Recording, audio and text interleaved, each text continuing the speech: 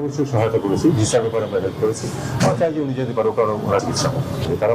চিকিৎসার জন্য BNP chairperson Begum Khaleda জিয়ার যুক্তরাজ্য গমনে ভিসা প্রক্রিয়া সম্পন্ন হয়েছে বলে জানিয়েছেন পররাষ্ট্র উপদেষ্টা মোহাম্মদ তৌহিদ হোসেন। রোববার 17 নভেম্বর সাংবাদিকদের সঙ্গে আলাপনকালে এ তথ্য জানান তিনি। পররাষ্ট্র উপদেষ্টা বলেন, সাবেক প্রধানমন্ত্রী ও বিএনপি চেয়ারপারসন খালেদা জিয়ার ভিসা প্রক্রিয়া সম্পন্ন হয়েছে। চিকিৎসার জন্য তিনি যে কোনো সময় যুক্তরাজ্যে যেতে পারেন, তবে কবে যাবেন সে বিষয়ে তিনি সিদ্ধান্ত নেবেন। এর আগে ঢাকা সফররত যুক্তরাজ্যের ভারত প্রশান্ত মহাসাগরীয় অঞ্চল বিষয়ক পররাষ্ট্র প্রতিমন্ত্রী ক্যাথরিন ওয়েস্ট উপদেষ্টার সঙ্গে সাক্ষাৎ করেন। এক প্রশ্নের জবাবে পররাষ্ট্র উপদেষ্টা বলেন, খালেদা জিয়ার চিকিৎসা নিয়ে আমাদের পক্ষ থেকে সার্বিক সহায়তা করা হবে। ভিসা প্রক্রিয়া সম্পন্ন হয়েছে, এখন ওনারা ইচ্ছা করলে চিকিৎসার জন্য বাইরে যেতে পারেন। সাবরিনা জলিল, সবার কথা।